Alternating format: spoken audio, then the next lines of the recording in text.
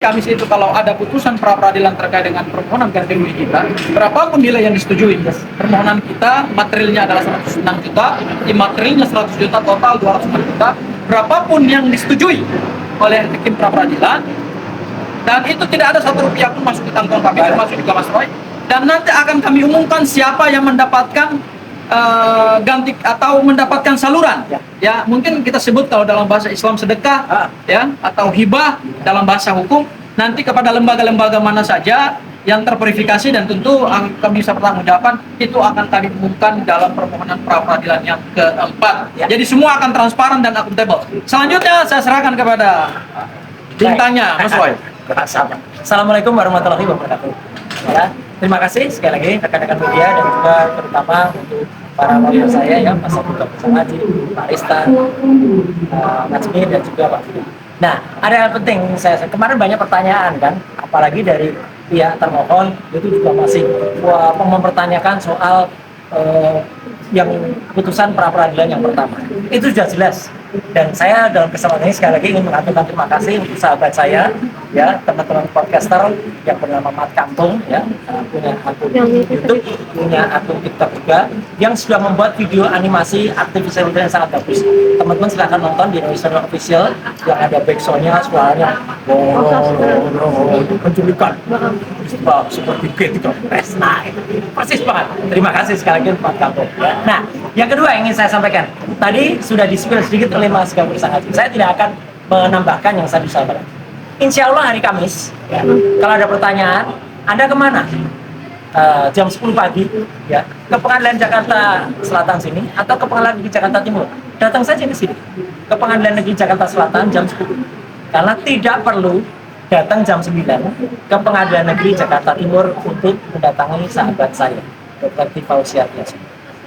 Atas petunjuk dari Allah Subhanahu wa Ta'ala dan atas ridho dari juga beliau dan juga atas restu dari teman semua dan hasil istiqomah beliau, alhamdulillahnya tidak ada sidang untuk Dr. Tifa di hari Kamis itu. Ya, saya sudah minta izin juga, Mas Gafur tepatnya minta izin ke Pak Wirawan. Karena apa? Karena sidang untuk Dr. Tifa pada hari Kamis itu ditunda. Ditunda sebenarnya penundaannya adalah sampai dengan hari Kamis minggu depannya. Tapi saya berani yakin akan tertunda lagi. Kenapa? Karena pada hari Rabu tanggal 12 Agustus 2026 berdasarkan SIPP yang bisa diakses ya, Sistem Informasi Penelusuran Perkara, Dr. Tifa akan juga di sini. Ya, akan juga di Pengadilan Negeri Jakarta Selatan. Kenapa? Karena itulah nama pejuang yang kami akhirnya berdua kita sama-sama melaksanakan pra peradilan. Jadi ini saya umumkan, nanti silahkan dikonfirmasi ke Dr. Tifa dan juga kuasa hukumnya. Ya, kami berdua menjalankan pra peradilan. Saya akan menjalankan pra peradilan keempat pada hari Jumat dengan isi adalah soal pencekalan dan juga ada beberapa sprint yang kemudian nanti akan kita pertanyakan dan nanti alat buktinya juga akan dicoba. Dr. Tifa akan mulai menjalankan nanti pada hari Rabu tanggal 12 Agustus. Artinya apa? Artinya sidang untuk Dr. Tifa tanpa mendahului izin kepada Dr. Tifa dan juga kepada teman lawyernya, pasti sidang pokok perkaranya tidak akan berjalan Kamis besok atau Kamis minggu depan, harus menunggu sesuai dengan kitab undang-undang hukum acara pidana yang baru. Nah, jadi itu breaking news yang mungkin bisa kita sampaikan dari sidang saya untuk pra peradilan dimulai hari Jumat dan nanti mungkin seperti biasa akan ada hari Senin, Selasa, Rabu, Kamis dan terus, dan kemudian sidang sahabat saya juga akan mengalami waktu yang sama.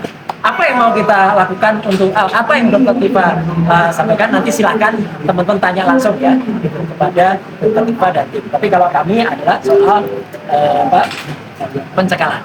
Dan itu yang saya kira penting ya. Dan satu lagi karena tadi ada juga sempat bertanya, ada pra peradilan lagi yang akan kita lakukan, yaitu di Kalimantan Selatan.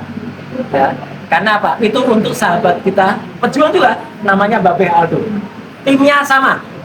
Timnya Tokham dan juga bekerja sama dengan Mas Fatum yang ada di sana.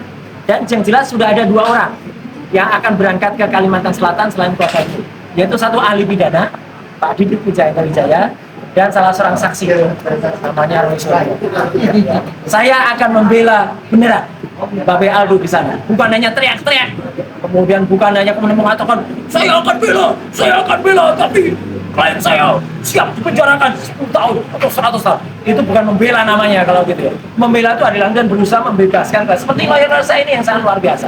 Jadi saya kira itu putusan hari ini saya akan segera ke Polda Metro Jaya lagi karena saya akan mendampingi salah seorang sahabat saya, podcaster juga dari Royster Official yang memberikan kesaksian untuk laporan saya. Terima kasih Polda Metro yang berjalan atas nama seorang yang memfitnah saya selalu luar biasa. Besok juga ada, saya akan membersamai juga dua orang podcaster, cowok-cowok semua kalau hari ini wanita. Jadi biar semuanya berjalan dengan baik, biar lawan akan pusing mikir, ya tuh. Karena apa? Apa yang kita lakukan adalah menggunakan strategi dengan menggunakan strategi smart, kita membaca aturan hukum. Jadi biar dia berpikir parah ya gitu, parah dia pusing kepala, ya dia pusing kepala melihat ini ya parah gitu. Dia parah ya, dia parah karena apa? Orang yang tidak membaca hukum, orang yang tidak itu pasti akan parah dan kita sama sekali tidak menunda-nunda waktu. Ya, kami berdua sekarang berjuang, kami pejuang sama-sama menggunakan pola yang sama karena kami adalah melakukan yang namanya manfaat dari kitab undang-undang hukum acara pidana. Saya kira itu teman-teman ya. Sampai jumpa besok Kamis ya, gitu di sini untuk kemudian mendengarkan putusan dari pra peradilan yang ketiga. Sekian, terima kasih. Wassalamualaikum warahmatullahi wabarakatuh. Mau sedikit dong Mas? Oke. Mungkin optimis nggak sih nantinya akan disetujui oleh hakim tunggal Kita sendiri? berdoa kepada Tuhan Yang Maha Kuasa, kepada Allah Subhanahu Wa Taala. Tapi ya, kalau putusan yang pertama itu adalah dikabulkan, ya seberapapun itu dari Mahaskapur itu adalah amanah daripada kita undang-undang hukum acara pidana dan para undang-undang yang berlaku. Ya, seberapapun sebenarnya juga nggak ngaruh bagi saya. Itu kemudian akan kita berikan kepada yang lebih berat. Jadi secara optimis dan optimis kita mohon doa. Oke, gitu ya. Ya, terima kasih.